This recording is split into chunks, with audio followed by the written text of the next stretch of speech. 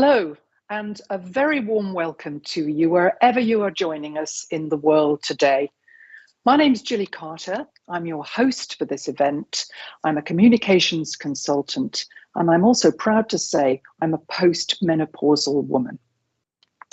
We're here today to have an informed discussion about a topic which in many countries and many cultures is at best avoided and at worst considered a taboo and a major stigma. Why? It's an inevitable process that all women go through. Some will sail through it with no problems at all, but for others, though, it can be a major life-changing event. And it is, of course, the menopause, and that's why we are here today to contribute to this Bayer-sponsored global live LinkedIn event to talk about the menopause and break the silence surrounding it. Let's do that. We have a panel of experts with them who will look in depth at this phase of a woman's life and put a much needed perspective on what the menopause is, what the common symptoms are, and the effects it can have on a woman's personal and professional life.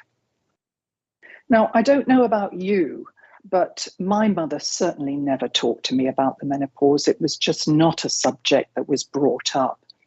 And so when I was diagnosed with breast cancer at the age of 41 and put on estrogen blockers, which brought on a very early menopause, I had no idea what was happening.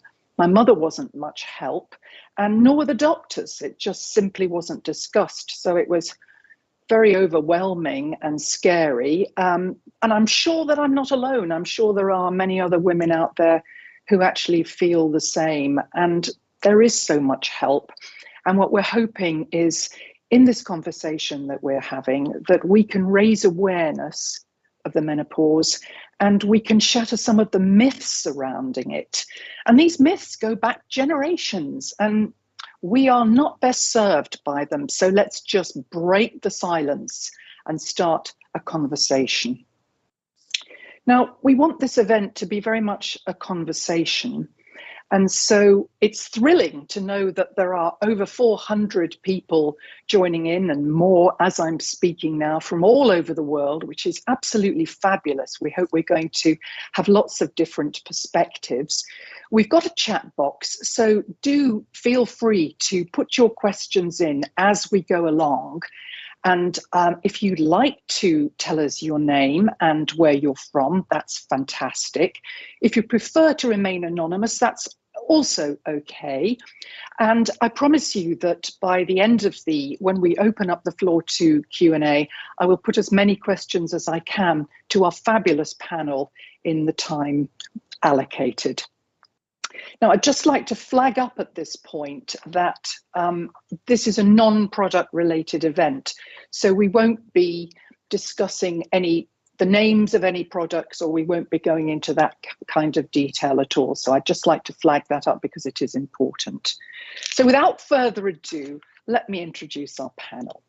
We have Dr. Diana Bitner, who's an obstetrician and gynecology specialist from True Women's Health, Grand Rapids, Michigan. We have Dr. Sheryl Kingsberg, a clinical psychologist and chief of the Division of Behavioural Medicine at McDonald Women's Hospital, Cleveland, Ohio. We have Omisade Burney-Scott, who's the creator of the multimedia Black Girl's Guide to Surviving Menopause. And we've got Dr. Cecilia Caetano, who's head of medical affairs, menopause management at Bayer Pharmaceuticals. Welcome to you all, and thank you so much for contributing to this really important event. Now, I'd like to start with you, Cecilia. Can you begin the discussion by telling us about a poll that Bayer conducted on LinkedIn last week? Tell us about the questions that you asked the participants and tell us if there were any surprises in their responses. Absolutely, Julie. So indeed, to set up the scene for this event, we decided to ask our audience, so the users of LinkedIn, about the greatest barriers to discussing menopause. And we offered 4 options: lack of awareness, fear of career impact, embarrassment around symptoms, and negativity around aging. And just to mention before going into the results that engagement was really great. We received over 2,000 responses in 3 days, which I think highlights the relevance of the topic and really shows us that these discussions need to happen. But now going into the results, they were interesting. So lack of awareness and embarrassment were mentioned by around 22 and 24%, respectively, of the respondents. And this goes in line with what you were mentioning in the opening, with the fact that menopause is still pretty much a taboo topic, and this culture of silence that still exists around menopause and menopausal symptoms. But I have to say that what really surprised me was to see that almost half of the participants mentioned negativity around aging as the main barrier. And to me, seeing that a big proportion of women are not discussing menopause to avoid being labeled as old or to have all this a stigma associated with getting old, instead of embracing this phase of their lives with positivity, to me, it represents a call for action. And that's also what we are starting here today. I think negative attitudes around aging have significant consequences on health, on mental health, on physical health. And we need to address this stigma. We need to openly discuss menopause as a phase where women should feel empowered and strong, because that's what they are. They are in the prime of their lives and play an important role in society, both personally and professionally. So let's get us started. Yeah, absolutely. There's a lot of topics that you raise there, including the role of employers and how they treat women who, of course, have so much experience to be able to pass on and share. And it would be a terrible pity if women gave up their jobs because they felt old and unworthy and worthless and all of these things. So that's a topic that I'm sure we're going to come back to. Now, Cecilia, you're a doctor who specialises in menopause. Can you briefly tell us what's going on medically? I mean, is it as simple as your ovaries shut down and that's it? Yeah, so indeed, it's pretty much around the ovaries that you say, okay, there is a decline in production of hormones, but this should be the only decline that we see in menopause. So all the other declines that we are now talking, and when it comes to confidence and the willingness to embrace this phase of life, this should not decline at all. But indeed, menopause represents this phase when women stop having periods and marks the end of reproductive years. As such, it happens around the age of 51 and is caused, as we were mentioning, by progressive decline of ovarian function, which is due to aging in the end, which leads then to the decrease of estrogen levels. And then this is the basis for multiple symptoms, such as hot flashes, which are reported by the majority of women, around 80%, but also others like sleep disturbance, mood changes, vaginal dryness, decrease of sexual function, and so on. I'm sure we will be talking about symptoms in more detail. But an important thing to point is that although the underlying physiological process is the same on every woman, the way women experience menopause is quite different. And so while some women experience mild or even no symptoms at all and just go through menopause as a bliss, the other women might have moderate or even severe symptoms which interfere with their quality of life and really get in the way of their lives. And I think the key here is to really identify these cases where normal is not normal any longer, and when women should really reach out for help. So women that have their quality of life influenced by menopause should be able to get support. And I'm sure that we will also touch on the differences between perimenopause and the menopause itself, which I think is important. Do we have an accurate figure of the prevalence of menopause? I mean, take right now, I mean, how many women are going through the menopause right now in the world?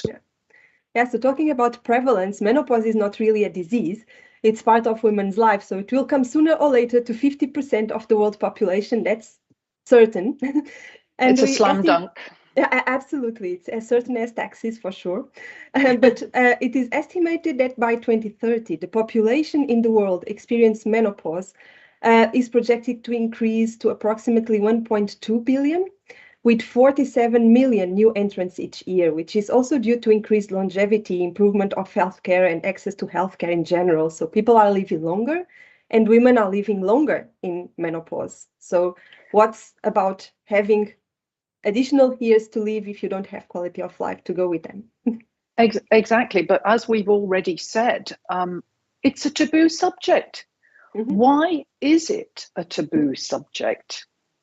Yeah, I know it's interesting, and you partially alluded to that in your introduction when you mentioned that your mom did not talk to you about menopause. And indeed, if we look into what is happening now when it comes to women's health, as opposed to sexual and reproductive health education for adolescents, the basic biology of menopause has not really been widely discussed, not at school, not in additional educational activities.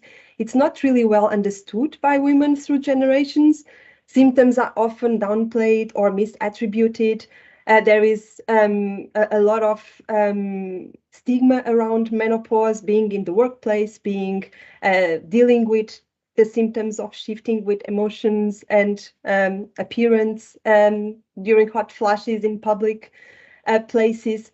So there is this tendency of hiding, of coping, of not talking about it, and these stigmas can really be isolating for women at this phase.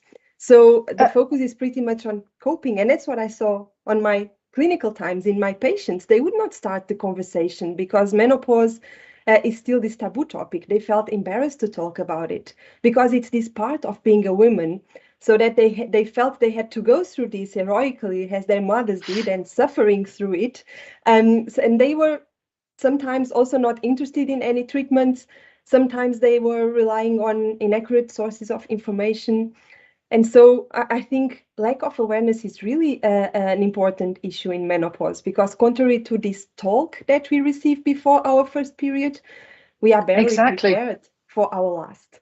Yeah, I mean, there is such a contrast, isn't there, between the amount of information and acceptance of talking about menstruation, but when it comes to menopause, well, it's unseemly and distasteful to some.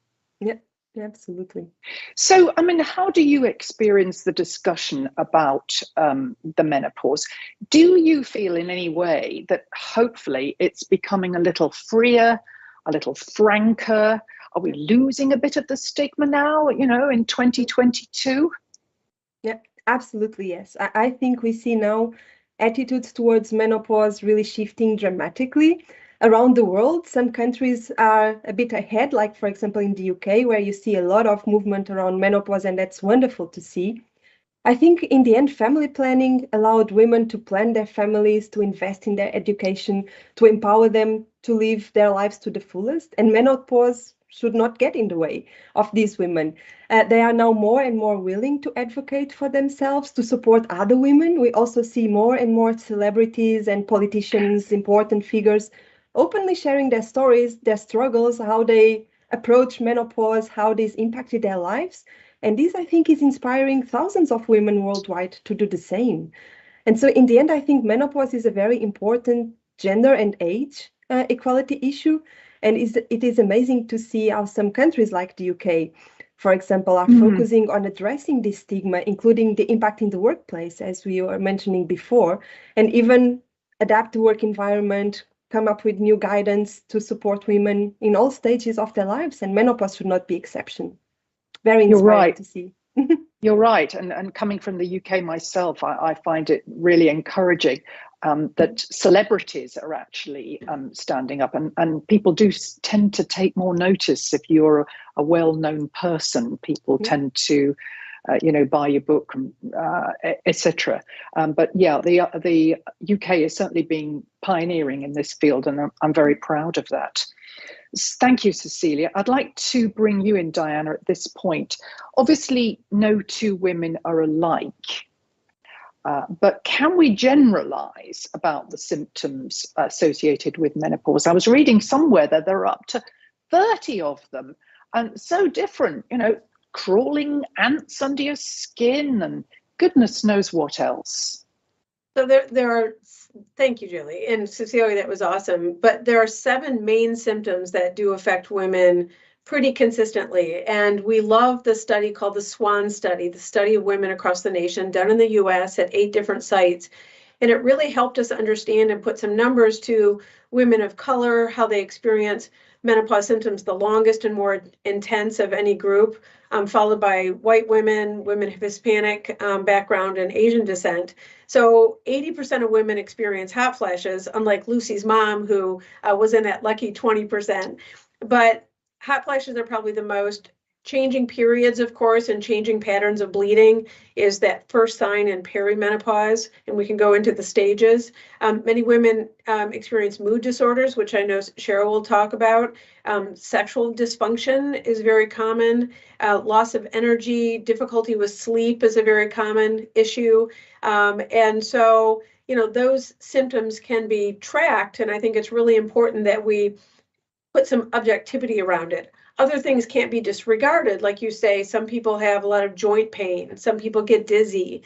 I know Oprah talked about dizziness and joint pain as her main symptoms. So we all have different symptoms, but there are consistent symptoms that affect most women. And doctors are obviously aware of it when they do their training. Are they given lots of, is it a big module, Not the so menopause? much. No. So, I was given maybe 4 hours, and that was a big frustration. Cecilia and I share this frustration. And I know Omisade has experienced this herself, but we're not taught about this. And for years, as an OBGYN, I delivered babies, I did surgeries. And when women would ask me, I'd be like, I don't know. But when I turned 40, as my patients are aging with me, they're asking me more and more.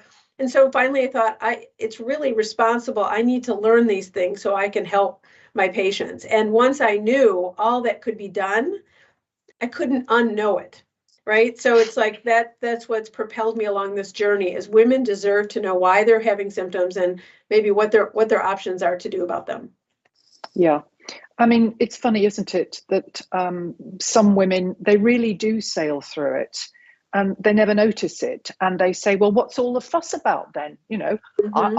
I didn't have any problems. It was a piece of cake for me, which isn't much comfort to women who have one hell of a time with it. I know, it's like hearing that someone's childbirth was awesome, and so you're feeling bad that yours wasn't awesome, right? Or someone says, I love to be pregnant. You're like, well, I didn't so much. But, we all have different experience. But, the next thing to consider, though, is even if a woman like Lucy's mom didn't have many symptoms, we still want to be concerned about those silent conditions such as osteoporosis, such as heart disease. Even for women who just gain a little bit of belly fat, we know that increases the risk of diabetes.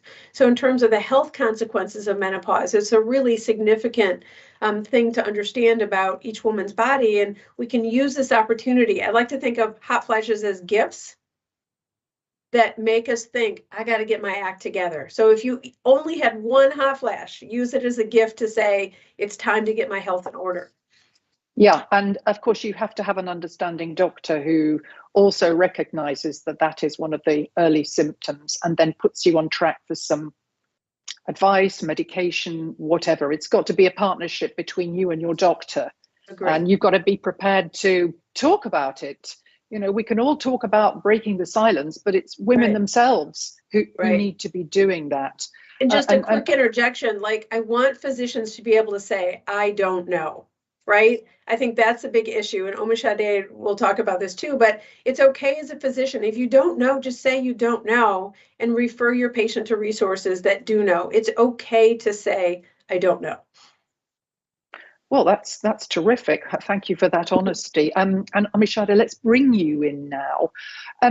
What is your personal menopause story? Can you tell us when it began and what influences you had around you, and whether your mother played any part in it? Did you have a more understanding mother than mine? And by the way, my mother's not listening to this. I was going to ask, Julie, is your mom tuning in?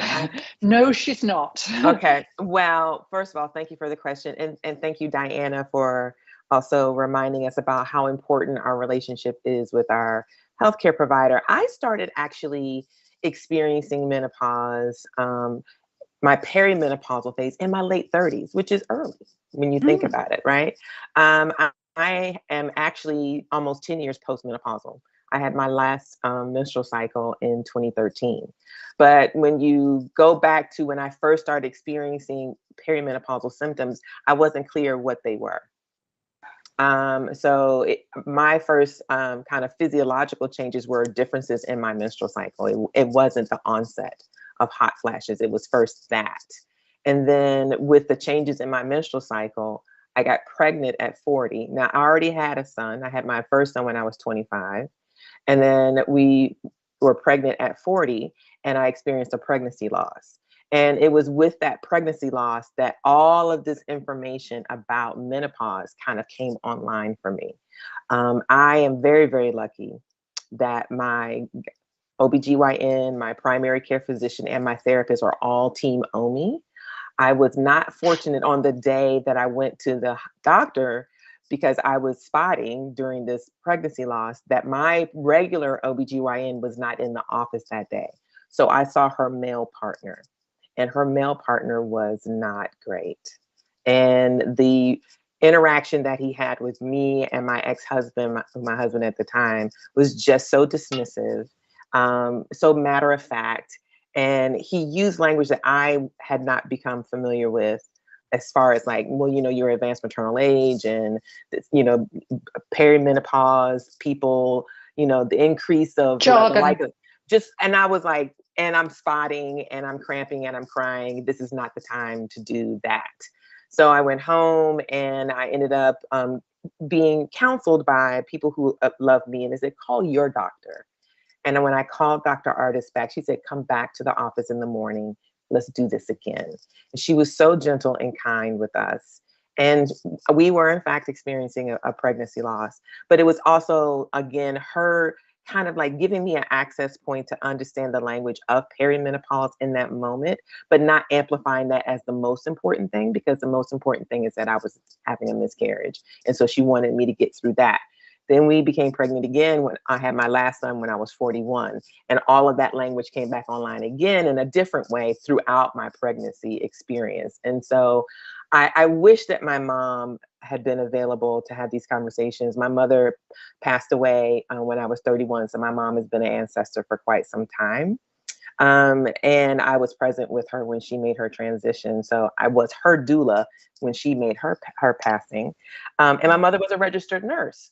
So I do feel like something that Cecilia said, the preparedness for my period starting, I felt like was very robust. You know, I think that I'm 55 years old, so I'm a Gen Xer. And I think that at that time in the US, we had a pretty robust sex education program in some places, not all places. And we were living in Prince George's County, Maryland at the time. And so I felt like we got a lot of great information, not only from home, because my mother had like pamphlets and comic books and books and all kinds of little stuff around the house, but we also got good education at school. And that stopped in the 80s.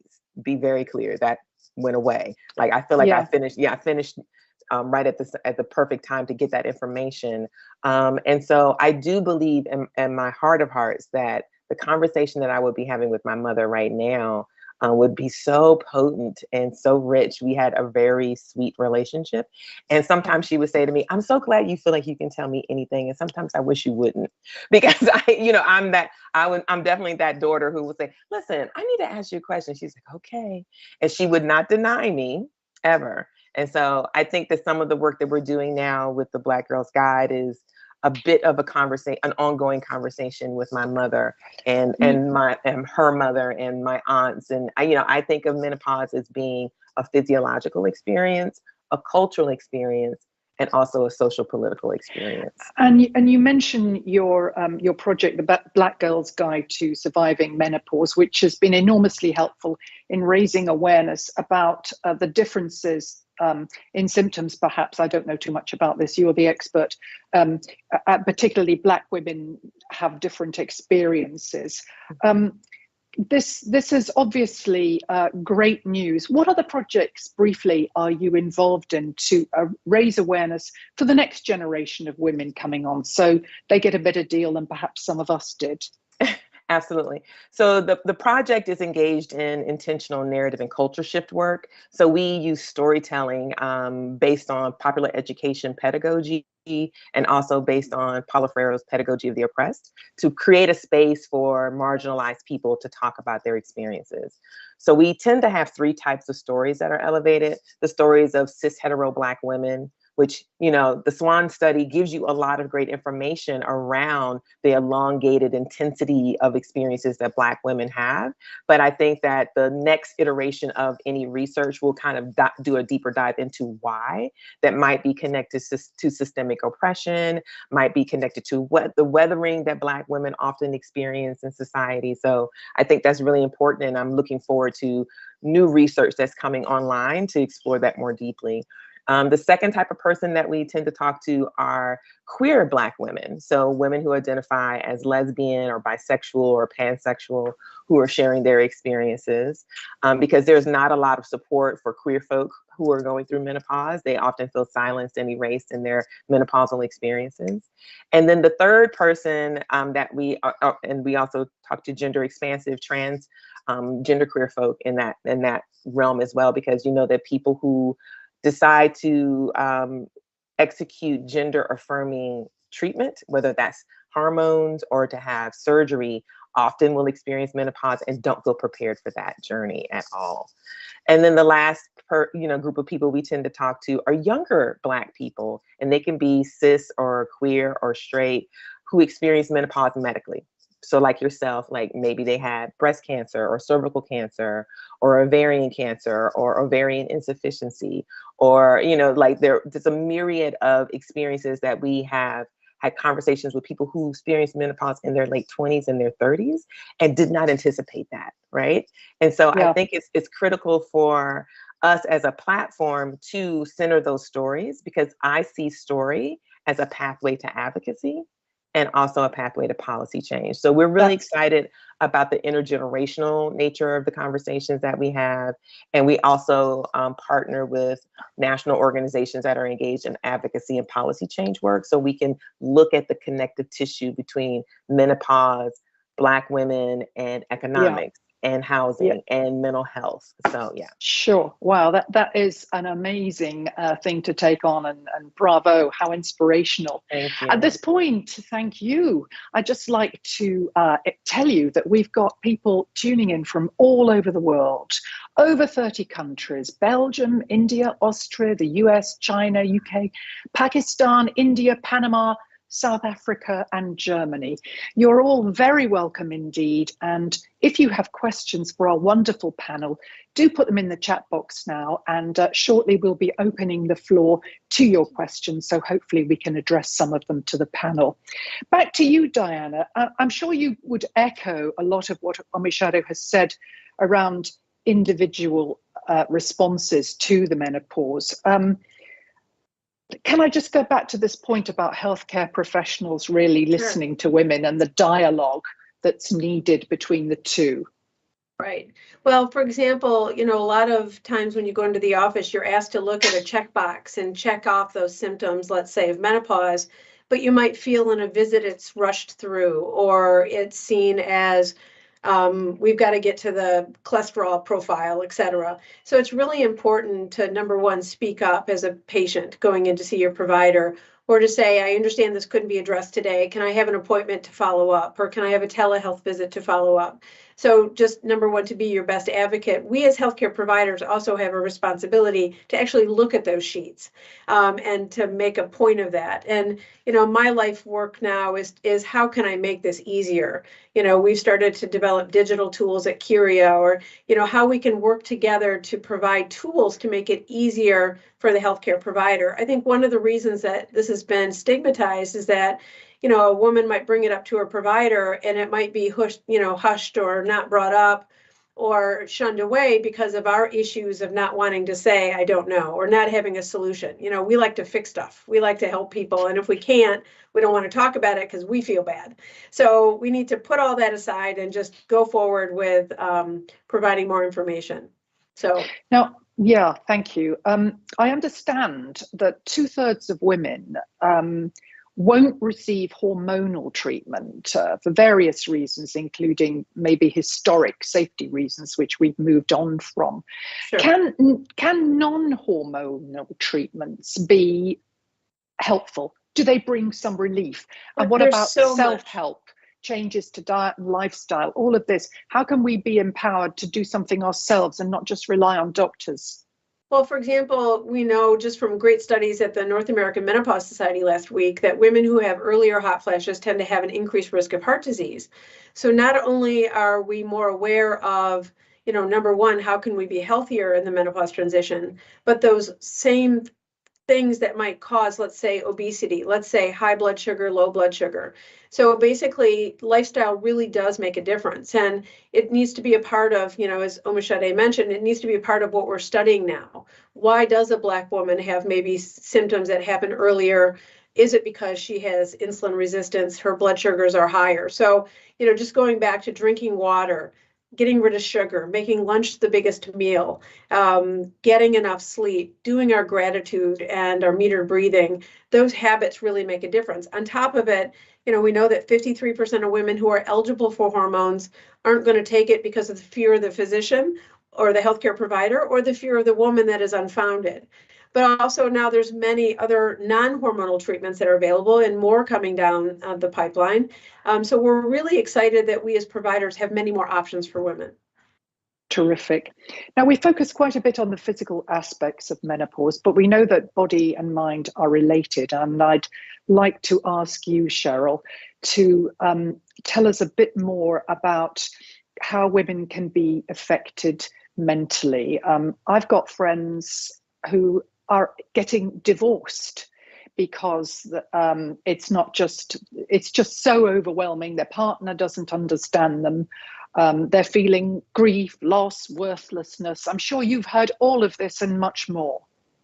Sure. Well, thank you for even mentioning all of that. And there are many reasons why women at this age may be ending relationships. Some of it is that they're empowered and they're finally like, you know, we've raised our children and we are going our separate ways.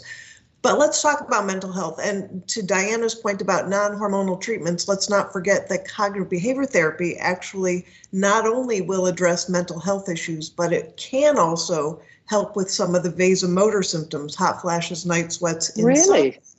Absolutely. So for when you asked about other treatments, do not forget cognitive behavior therapy. And to Diana's point about communication, you know, we've actually been doing some research on the fact that healthcare providers don't even use the word menopause. And so please be empowered for whatever country you're in and however you say menopause in your language, don't be afraid to say the word. And if your clinician is uncomfortable with that, please find another one. Let us be empowered by that. We have the North American Menopause Society and the IMS, the International Menopause Society. There are providers, even though in the US only 20% get any menopause training in OBGYN residencies. All right, so with that little, I had to get it off my chest, and that's what I should be doing. So, you know, aside from hot flashes and night sweats, everybody knows that as a symptom. What women often don't realize is that there is a higher rate of depression and depressive symptoms, not always the same thing, in the perimenopause. And you asked about separating those terms. What is peri versus post?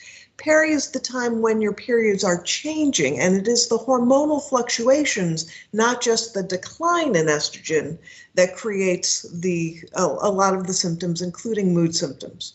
So it is the fluctuation that can create twice the rate of depressive symptoms in the perimenopause than at any other time. We know that women have a higher rate of depression anyway from your reproductive years, and now it's twice that by the time you are in perimenopause. Let us now say postmenopause, you know, 5 years down the road, we have what may be postmenopausal zest, what Margaret Mead called postmenopausal zest. So your point of, this is the time when women live their best lives, when they reach their peak career, status. And again, that may be when they say, you know what, we need to go our separate ways.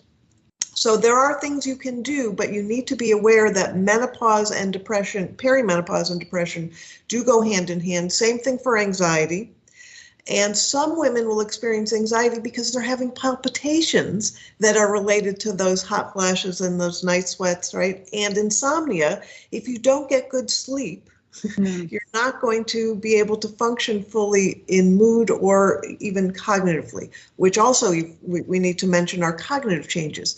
There are so many women that will come into my office and say, I think I have early onset Alzheimer's because all oh of a my sudden God, I can't think, I can't remember. I used to be able to brain fog, Rolodex, and now it doesn't work. And they're really panicked. So a little reassurance that this is temporary, that we have to find some other tools to sort of compensate for that period of time when their brain isn't working, the way it used to. It will come back.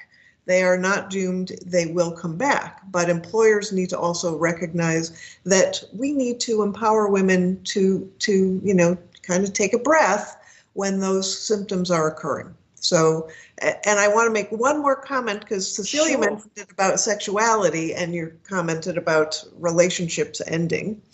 Many partners do not recognize the symptoms. And so having to educate your partner about what menopause and what your symptoms are and why it is that you can't cuddle with me because I'm burning up. But the genital symptoms are also there, okay? Everybody knows about hot flashes and night sweats, and now they may know about mood symptoms, but they may not also recognize that there are changes in your genitals, the vaginal tissues, the vulva changes without even local hormones, right? And therefore, sex can be painful. With the loss of testosterone in your brain, you may have a loss of some of your sex drive. And so it's important to not just suffer in silence and get some help about that. And sex is important to every relationship. We know that when sex is good, it's good. But when it is bad or non-existent, it can absolutely disintegrate a relationship. Yes, of course it can. I think you've made a very important point when you say to women, you will get through this.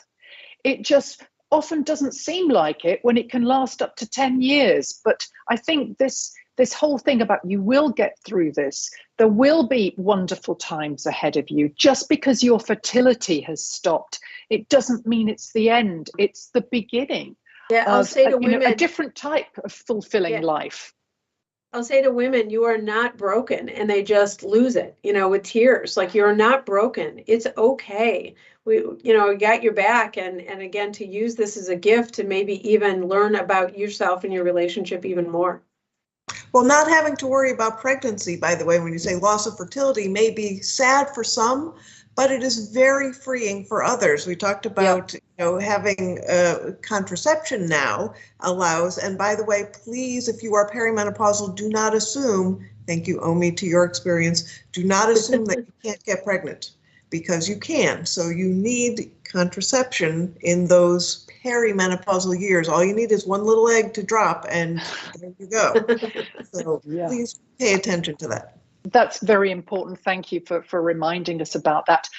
Well, ladies, thank you.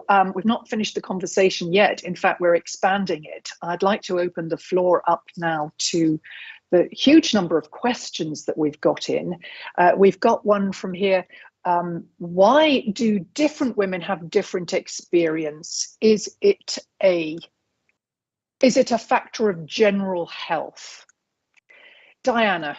Sure. So, for example, just speaking about mental health issues, we know women who have a history of postpartum depression, for example, or PMDD, PMS on steroids. These women have a higher risk of depression. Women who have prediabetes have a higher risk of obesity in the early menopause. So it really does have a lot to do with even your health conditions. If you already have osteopenia, thin bones, you're going to have more osteoporosis. In terms of hot flashes and night sweats, we're still teasing that out. But again, sometimes we see the same risk factors for heart disease increase the risk of hot flashes, such as central obesity, such as insomnia. So it's a time to take stock of all the health conditions a woman's experience to make sure that we really understand that and how that impacts the menopause experience. So it's to really be informed about what's going on. Can I add to that, please? Please do. Yeah, and so I think that's really important when we're thinking about the physiological reasons and the truisms around kind of like, things that people are predisposed to experience based on who they are physiologically. I think I would be remiss if we didn't also connect that to who we are culturally, right? And so when we think about somebody who might be experiencing obesity, I think about cortisol. And I think about the experience of stress and trauma. And we know that trauma responses can show up in your bodies in so many ways.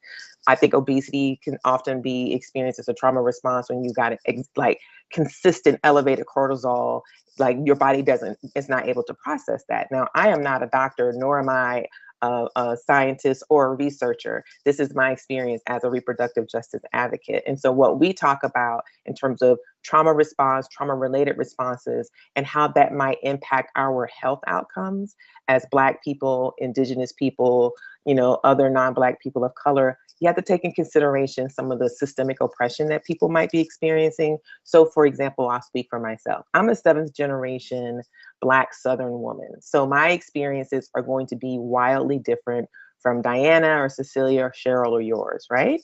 And so how I experience the world, how the world experiences me, whether or not I've encountered racism or patriarchy or misogyny, what my work is like, what my home life is like, all of these, this is what we call an intersectional identity. All of these things play a role in my health and my health outcomes. So it's not just about whether or not my mother or my father had cancer, or they had high blood pressure, or they had diabetes. It's also, what is the weathering that I might experience living in the American South where I don't always feel safe? And I'm moving in a world where if I don't feel safe and my cortisol levels never have an opportunity to normalize, what are the long-term impacts of that trauma that I experienced this lifetime? But also we know that epigenetics is a real thing. And we also know that that trauma is passed from mother to child, mother to child.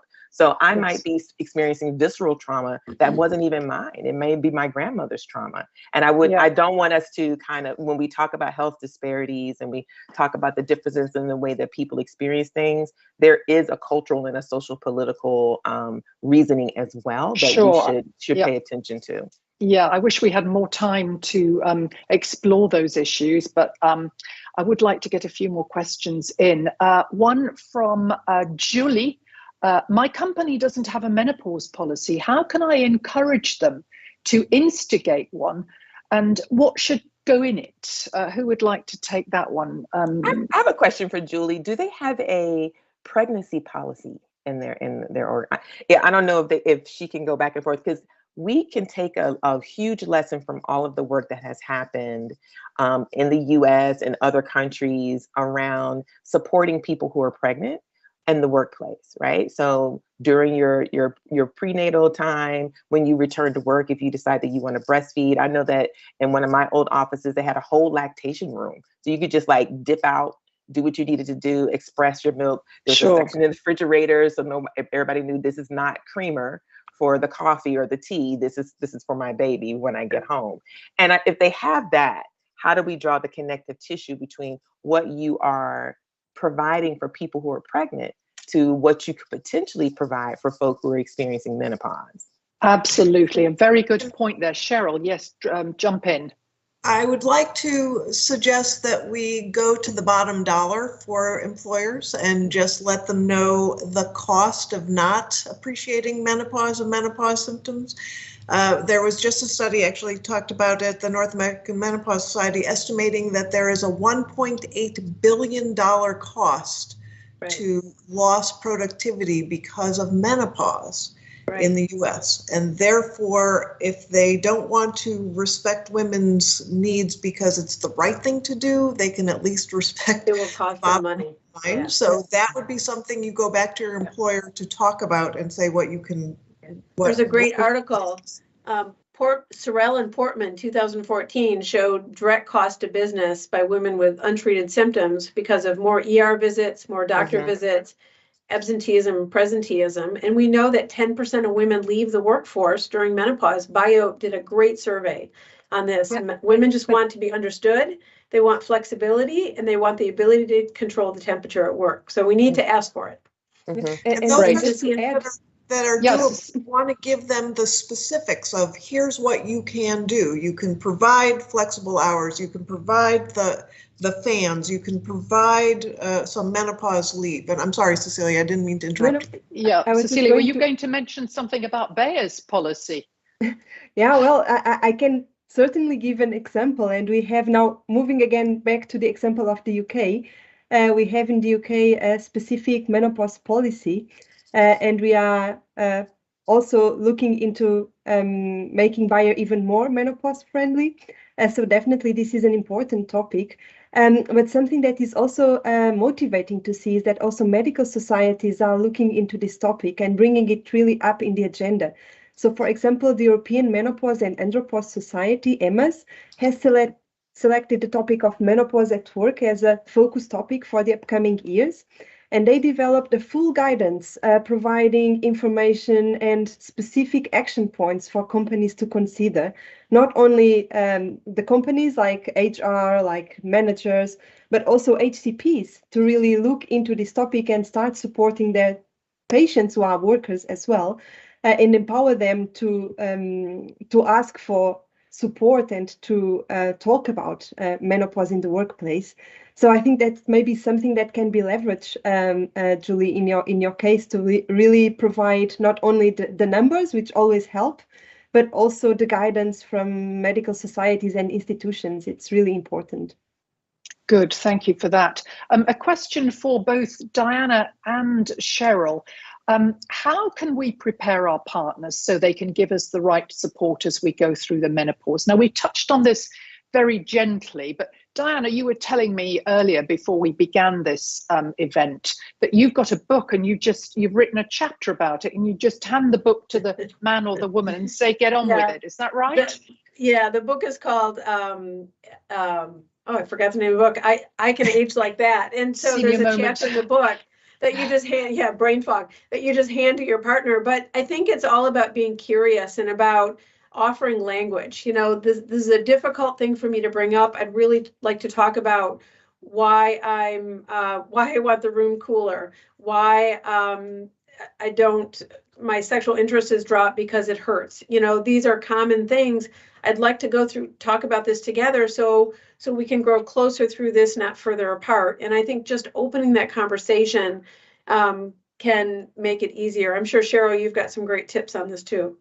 Well, you know, we have done some research, and I have some publications on couples and the impact on the partner. So we call it the mate survey and the closer survey, you know, obvious names.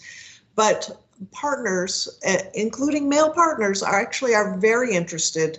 They often don't have the language, so giving them some words, just like I said, if your healthcare provider can't use the word menopause, find another one. You're not necessarily going to toss out your partner if they don't know the word menopause, but you can educate them about what menopause is. And to Diana's point, sometimes it's uncomfortable to talk about physical symptoms, but it does actually create intimacy when you can have that conversation. And surprisingly, partners are very supportive.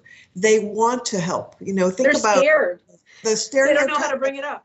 But you think about the stereotype of men, they want to fix, right? So males tend to want to fix. And so if you can give them some ideas of how they can be helpful instead of just listening, which many times that's what we want, but to do something, they can actually be very helpful. And so, you know, having them provide a fan or, you know, make sure that the room is set at the right temperature, and to be respectful and not take it personally if they're not as interested in sex or if sex hurts.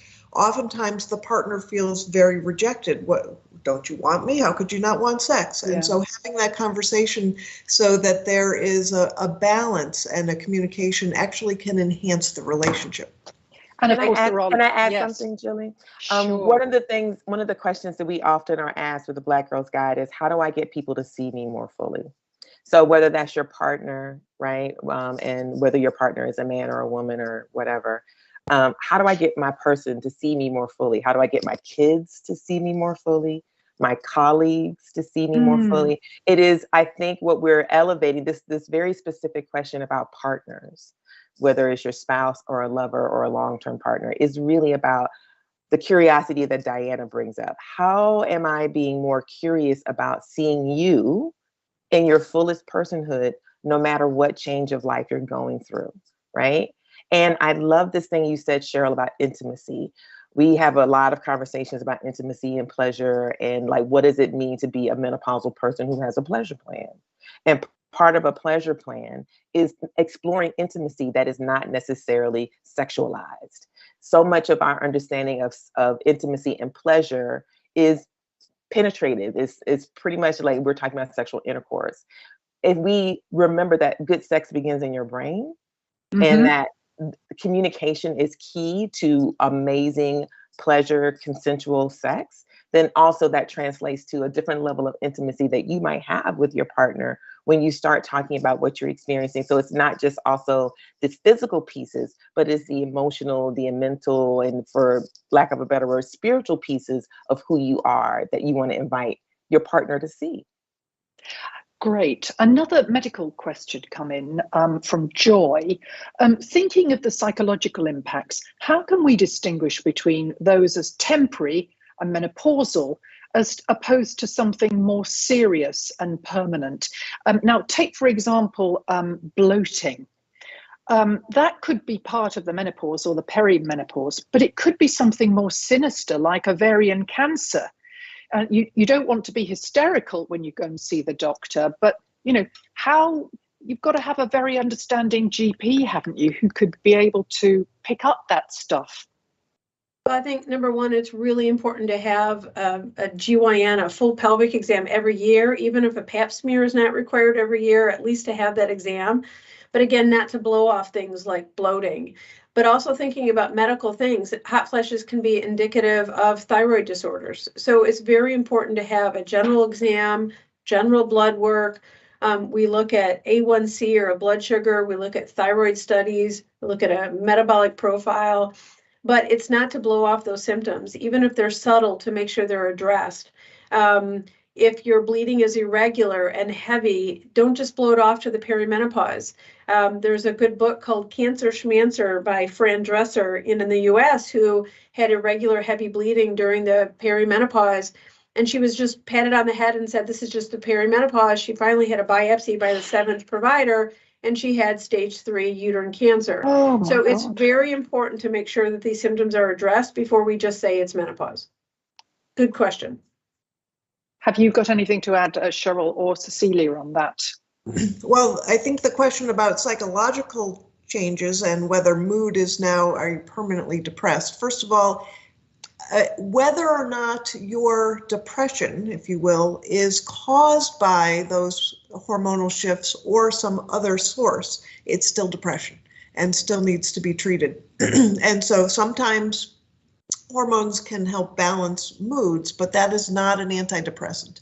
So we don't want to ignore that, and we certainly want to treat it. And so we think about it from a biopsychosocial perspective. I'm a cognitive behavioral psychologist, so I think CBT is a very helpful treatment for depression, but so are antidepressants. So even if it is menopause related, you still need to get them addressed and treated. You don't have to suffer in silence. Most mood changes in the perimenopause are temporary, right? But just like women will have higher rates of depression throughout their life, it is important to treat it regardless. And we're still prone to depression no matter what. There are just higher rates in the perimenopause.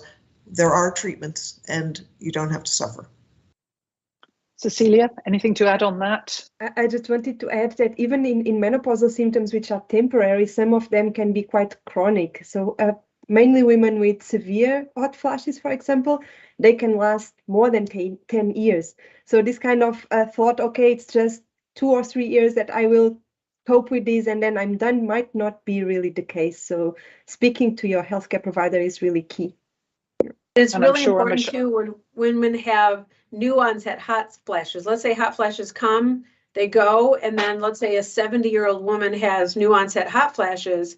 I've diagnosed several women with very serious heart blockage, and instead of course, prescribing something, prescribed a stress test, and they're getting a stent 4 days later. So when there's a new onset hot flash later in life, it's important to look at heart disease, number one.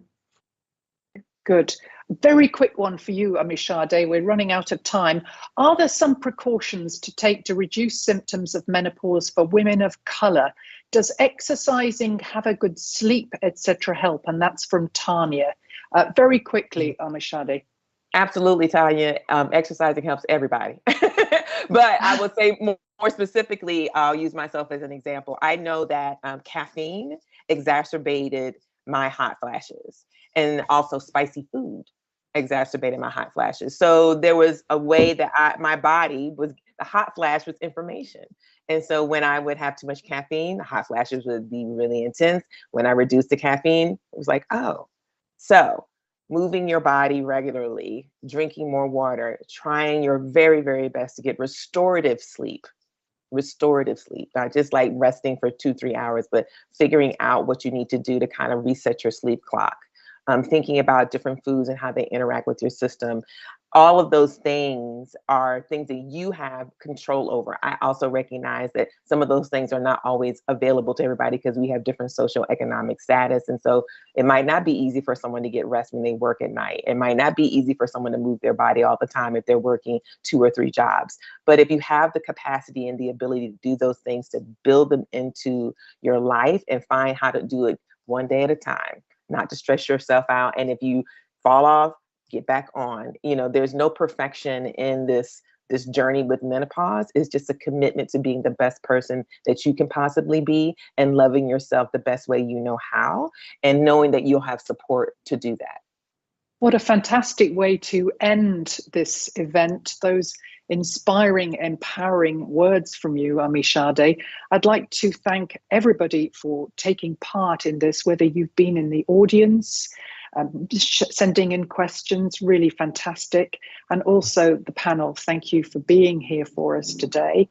This may be the end of the event, but we all truly hope that it's not going to be the end of the conversation about menopause. I'm reminded of the song by Karen Carpenter, "We've Only Just Begun." Thank you very much, everybody. Goodbye.